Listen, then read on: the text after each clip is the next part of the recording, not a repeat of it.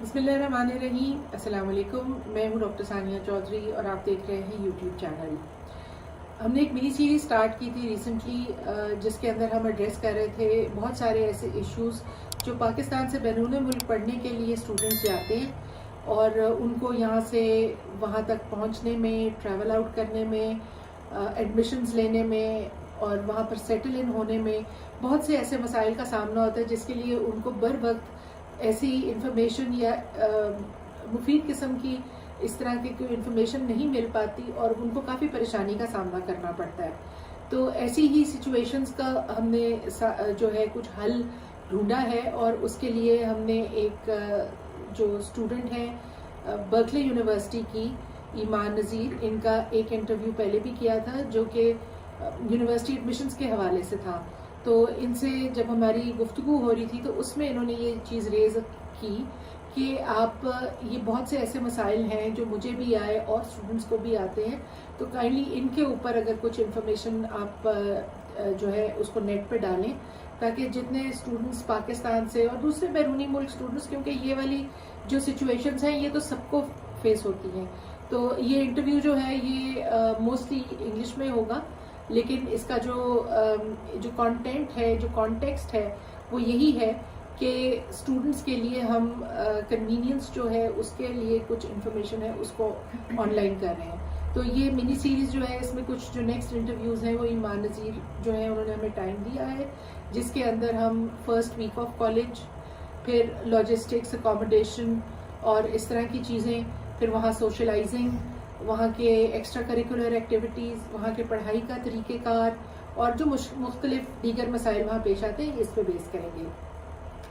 आज हम बात करेंगे ईमान से। ईमान का तारुफ आप लोगों से पहले है। अस्सलाम वालेकुम Iman, how are you? I'm fine, thank you very much. Iman, I had to give a very long introduction to put some groundworks there on which we are going to construct some information and help out other students who go abroad to study, and there are different things that they face, they have to handle, and they're all alone there trying to resolve all those issues. So first of all, today we are going to discuss what happens when you get the information that you have been taken up by a university, you have been granted admission, and after that what is the next step that you do? So please, it's now so I think after you get like your acceptances and you sign your offer letter and you know that okay, I'm gonna be going to this university, that at least like in my experience, and I think this goes for almost every university, like in the US especially, like they will keep in contact and they're going to keep you like updated on every step of the way, like how are you supposed to even contact them, or how are you supposed to submit certain things, how are you supposed to gain access to certain information like your housing and you know where you're going to be, what you're going to be doing, how your first week of like class is going to look like and everything, and enrollment and all of that. So they will convey that information with you. And then I think the next step after that, which I think is probably the most daunting part of this whole experience, is like leaving Pakistan, you know, and of course going to the US, especially for students who are most probably traveling out for the first time, because a lot of students are like that, who go on scholarships or who have secured admission and they have not been overseas or abroad before this. So definitely. Definitely. Like even though like when I was like going to Berkeley, I was so familiar with the place because I had grown up in that city like for a bit, but it was still like so scary because it wasn't obviously the same that it was like 12 years ago or anything, and you're still going alone, you're still going to be independent, and for many people it's probably the first time they're going to be fully on their own and have to figure out everything themselves. So I think like during that entire experience, I think it's very important to kind of just remember that so there are a lot of students that are there just like you, probably from very similar backgrounds. It's not the same country, but still feeling very similar experiences, and you're going to be around them from the first day you get there. And I think it's really important to remember that you have access to so many resources, not just by your university, but also like beyond your university, to help you adjust and figure out what you're supposed to do, where you're supposed to go. And I think that it's important just to keep that in mind, because I feel like when you go in feeling very overwhelmed, that honestly could affect, like, and for me in a certain way it did affect how I was adjusting there at the beginning. So I think it's just important to remember that you're gonna feel at home there as well, no matter how much you think you will initially. Yeah. Yeah, ultimately you will. Okay. So, what documentation do you need to make sure that you have? So, and what is just tell us something about the long flight and thoughts that come to you, because it's a pretty long flight. Yeah. Especially if it's the west border of US. Yeah. So then it's something like 18 hours thereabouts. Yeah, it'll take you like a good 2 days. Yeah. To the overall travel to reach there. So how do you prepare yourself mentally for that? Honestly, I hate traveling from here to there, back and forth. I would never look forward to it. But I think. But you have to do it. But you have to do it. You don't have a choice. And then once it's like over and it's good, so I think the best thing you can do is look forward to it. Yeah.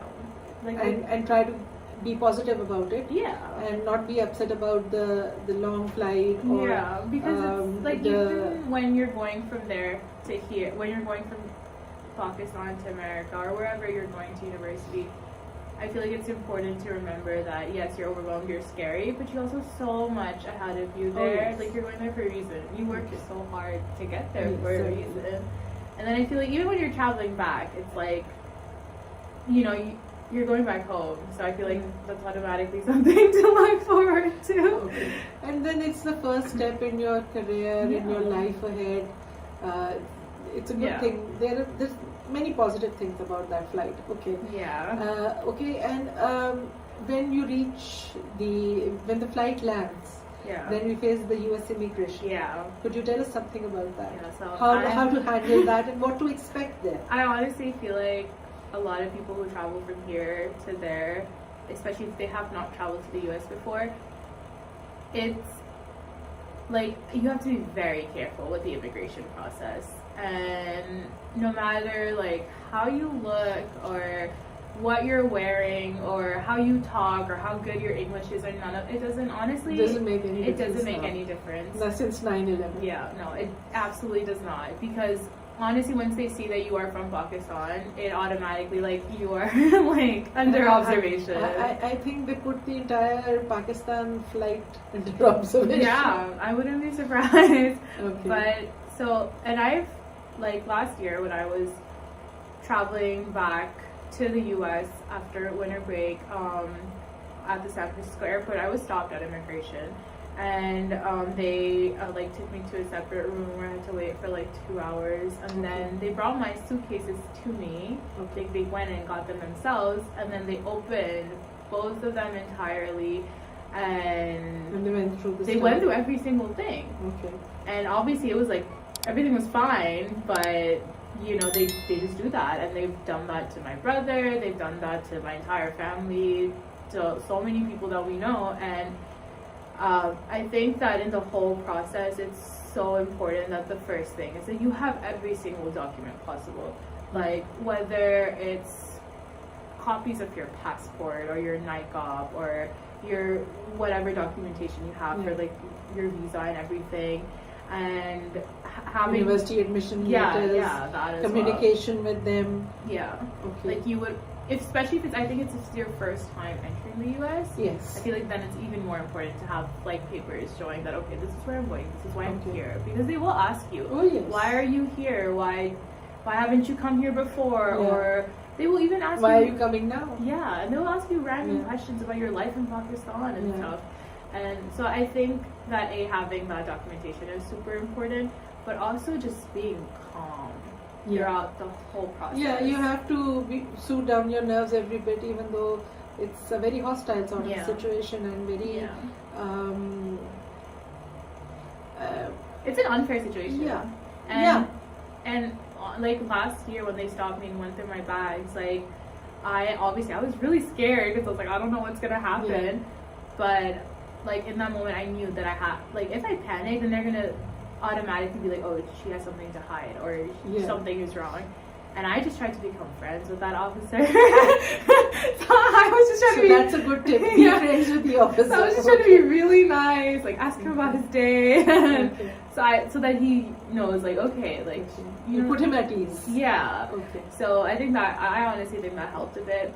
And then also I feel like that, another thing, which I just remembered, certain people, like if they have to bring medications from Pakistan, like I had to last year, you want to have a prescription for every single device that you are taking with you. Yes. Like, because I had to show them that. Yes, and that not just in US or students. Yeah. Anybody carrying any medicines to any foreign country now, and like, even if it's the Middle East. Even if it's the Middle East, this is a mandatory thing now that you must have a prescription. And you shouldn't keep it.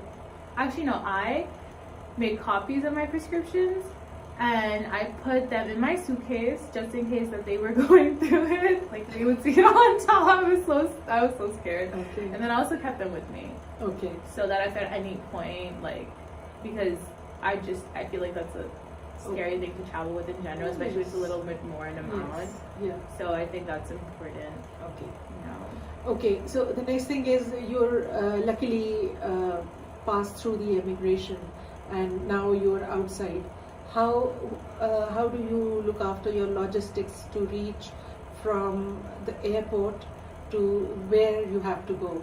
Because I don't know, are you supposed to go to the university, or if they have highlighted an accommodation, you're supposed to reach there, or a reception area, because you have all your bags with you, you have your luggage with you, and you've just come out of a very long flight, an immigration experience.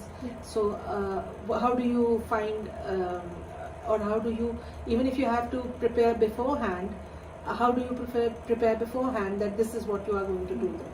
So for most of the universities, your first year you will be living in the dorms. Okay. And like they will have like move-in dates that they will notify you about. Okay. That like these are like these specific dates that we will help you move in. Okay. So they have like, you know, stations and tables set up outside of your dorms, and like a mini orientation center. Okay. Where they like give you your key, give you your card, and like give you cards to put your stuff in and everything. So I think so for me, like I plan when I would arrive based on the dates of when I was supposed to move in. Okay. So if for example you don't know absolutely anyone there, you don't have a place to go before or anything, and if you don't want to like go like a day or two in advance or stay in a hotel in something, and you want to go directly to your dorm, then you should plan to make sure that you land on one of the dates where the dates that they had given by them. Yeah, given by them for moving in. Okay. And then you could very easily get you could use public transport in most of the cities in America to get to probably anywhere you want to go. Okay. So whether is a taxi handy or is a bus? I think it depends on how much luggage you have. Okay. And then also how, like for me, like I can directly get from the San Francisco airport to very near Berkeley, like a couple of minutes away, like from where I would have to go. Okay. So for me, like if I don't have a lot of luggage, I would use the train. Okay. But if sometimes it's not easy to use like public transport with luggage and stuff. So like it's easy to like get taxis or Ubers and everything from there. You'll have Wi-Fi at the airport as well, so it'll be easy for you to figure out how to get there. Okay. So I think we've had some very useful information, some very important things discussed here between taking off from Pakistan, reaching the country of wherever the university is, and then how things there move on right from the minute that you land, because it's not just the US immigration which is an experience in its own.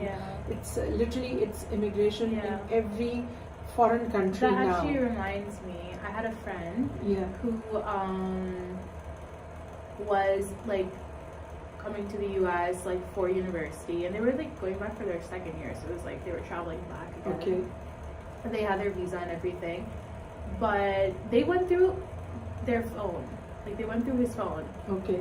And I think it's very important to make sure that either you completely like reboot your phone and go. Okay. If you have like anything you don't want people to see. Okay. So I think it's just important. Yeah, this is something I am learning today as well. So, viewers, thank you very much for being with us. I hope you have watched the interview to the end, because some very useful information here has been shared by Iman. And I think the crux of it all is the most important things here are: please plan your trip to the US when you are going to join a university. Have the essentials that you need, especially in terms of documents. Be prepared for the immigration experience. We hope that it is the best and a very easy and smooth experience for you. And also the last part, and I think the most important part, is that be very careful of what you have in your phones, which you may not want anybody else to see. So on that note, we would like to leave this here, and thank you very much for watching us. Till the next interview, Allah Hafiz.